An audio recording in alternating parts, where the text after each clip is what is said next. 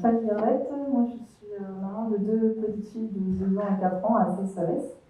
Et donc je reste un petit peu aussi sur la charte, notamment sur le temps extrascolaire en fait, et familial.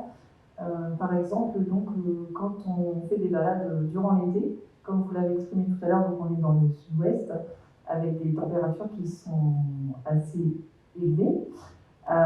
Et donc c'est pour savoir s'il y aurait la possibilité au sein de la communauté de communes de mettre en place une politique de replantation massive des haies et des arbres en bordure des routes, notamment pour l'ombrage, parce que c'est arrivé beaucoup en fait cet été que à peine à 10h du matin, on avait déjà très chaud en fait en se promenant.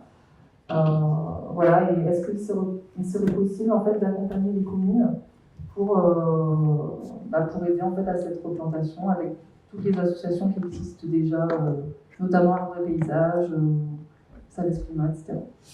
Alors, merci pour cette remarque-là, parce que le temps familial est important aussi. Hein, dans la continuité éducative de l'enfant, il ne faut pas oublier le temps que passe l'enfant avec ses parents. On parle des acteurs scolaires, des acteurs extrascolaires, périscolaires, mais effectivement, il y a le temps familial. Donc, pour répondre à votre question, très clairement, on a un plan climat-énergie territorial et il y a également des engagements qui ont été pris par un certain nombre de communes concernant effectivement tout ce qui était végétalisation. Enfin, il y a des élus de différentes communes dans la salle. On est sur un territoire où on est vraiment pas en pole position en termes de boisement. Hein, qu'on soit bien clair, dans le Gers, on est un des territoires les moins boisés de tout le Gers. Donc très clairement, il y a une problématique, là je vous rejoins complètement, il y a une problématique de zone d'ombre, d'aires de pique-nique, d'aménagement global du territoire pour permettre la pratique d'activités extérieures sécures en famille. Donc de façon globale. Ça concerne également les itinérances, les sentiers, la remise en état de sentier, la pratique du vélo. Voilà. Plein de gens auraient envie parfois de partir avec leurs enfants faire du vélo, mais on a des problèmes de sécurité qui se posent. Donc l'intérêt d'un projet comme ça, c'est également un projet qui est intégré en termes de politique d'aménagement du territoire.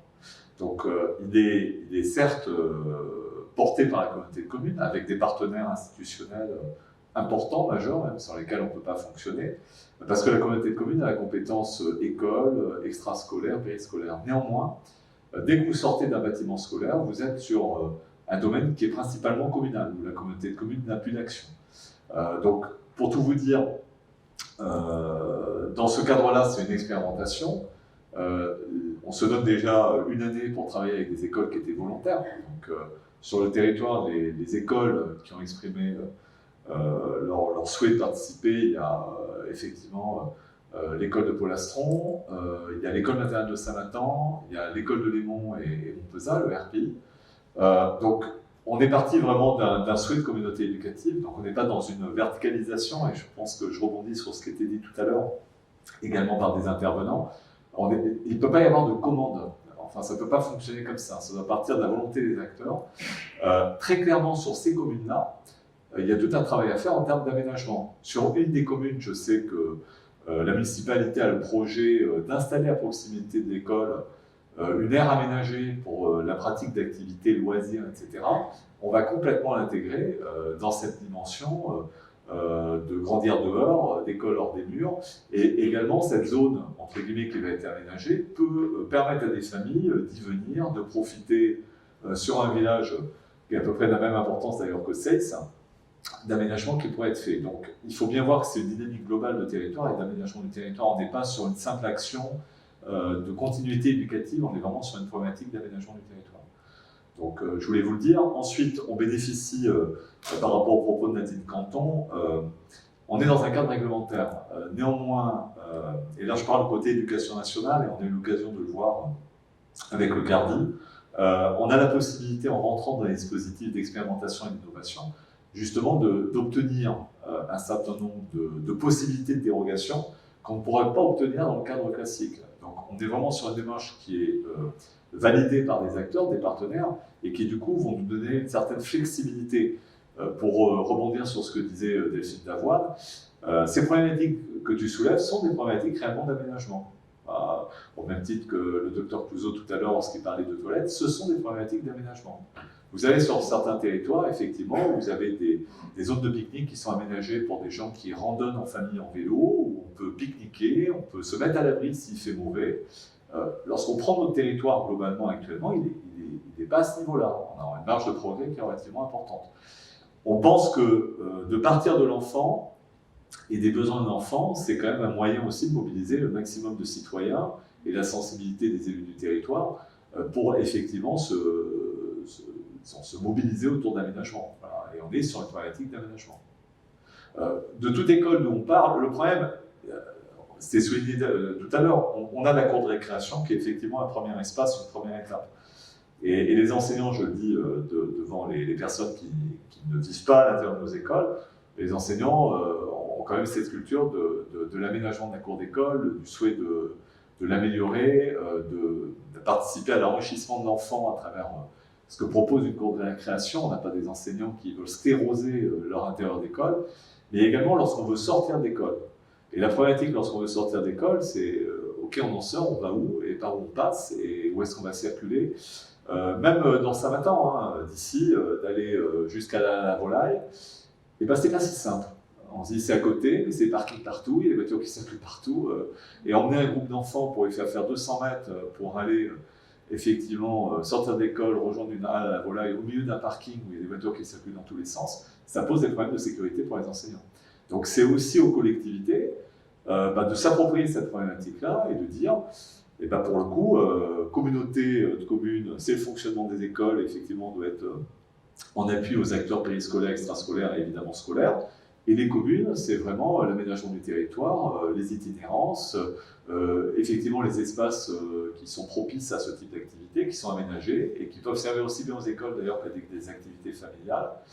C'est à nous d'y travailler. Voilà, je pense que, et c'est un projet de territoire, très clairement. Ensuite, l'intérêt du projet, c'est également d'augmenter la lisibilité, ce qui fait que lorsqu'on va aller devant des cofinanceurs, parce qu'il y a des aides possibles sur tous ces aménagements-là, vous comprenez que le fait de porter un projet à l'échelle d'un territoire permet à des communes tout simplement d'avoir une lisibilité pour leurs propres investissements, qui est nettement, comment je dirais, plus propice à obtenir des financements, parce que c'est un projet global d'aménagement à l'échelle du territoire. Ce n'est pas uniquement un projet ponctuel, etc. Donc, ce que je peux vous dire, c'est qu'il y a des élus dans la salle, et certains ont des projets sur différentes communes.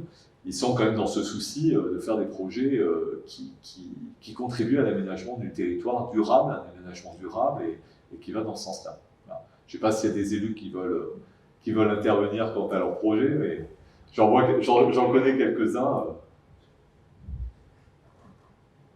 Alain? Bonsoir à tous, je suis Alain Fito, je suis le maire de Pont-Lastron. Merci à vous de pousser, je ne peux pas prendre la parole. Nous, c'est vrai qu'on a un territoire, on a une école d'abord, c'est un territoire essentiellement rural chez nous, c'est vraiment un petit village, on est 275 habitants. Il y a 40 ans, il y avait 60 exploitations. Aujourd'hui, il reste 8 exploitations agricoles dans le village. Il y a une exploitation, surtout une seule exploitation vraiment qui est encore traditionnelle. Il doit y avoir une centaine de mères de vaches à l'étang. Et je pense qu'il y a encore d'autres exploitations qui pourraient être visitées. Il ne faut pas qu'il y ait trop de contraintes pour les institutrices pour aller dans ces lieux, parce que dans ces élevages, parce que c'est vrai qu'on ne peut pas être aux normes dans ces exploitations. Je pense que le ver de terre à la boue et le trou qui est à côté, il peut y avoir des pépins avec les enfants. Mais je crois que ça vaut le coup pour les enseignants de pouvoir les visiter. Je pense que Jeunesse et Sport doit être beaucoup de dérogations pour permettre à l'enfant d'aller visiter ces terres, parce que moi je suis paysan aussi, et ça me fait plaisir que nos enfants aillent voir justement ces exploitations. Elles méritent d'être vues. On a un petit pré à côté de chez nous, à côté de l'école, et on voudrait l'aménager pour que les enfants puissent aller aussi s'amuser, jouer, qu'il y ait une autre dimension qu'un pré. Donc, c'est des aménagements qu'on voudrait faire pour que les enfants puissent jouer. Un arbre, j'ai entendu tout à l'heure, les arbres, c'est bien. Mais vos enfants, je suis désolé, il faut au moins 10-15 ans pour qu'ils poussent. Bon. Mais c'est un cheminement qui doit se faire. Tu vois, cet arbre-là, maintenant, t'as 20 ans, jusqu'à l'année que t'es née, 2 ans après, on l'a porté. Et justement, il y en a même Oui, plus. oui, je suis d'accord. Là, c'est pour avoir de l'eau, forcément, les chefs qu'on a aujourd'hui, heureusement qu'il est là, il y a tout. Oui, voilà. Je pense que nous, on a un circuit des randonnées. On a un circuit de 5 km autour du village qui peut être utilisé par l'école. Et ce circuit permettrait aux enfants de se promener dans la nature, de découvrir. Il y a en plus des possibilités de raccourcir pour revenir plus facilement à l'école. Voilà. J'espère que ce projet avancera bien et qui permettra d'avoir les enfants dans la nature et de se rapprocher un peu du monde du paysage.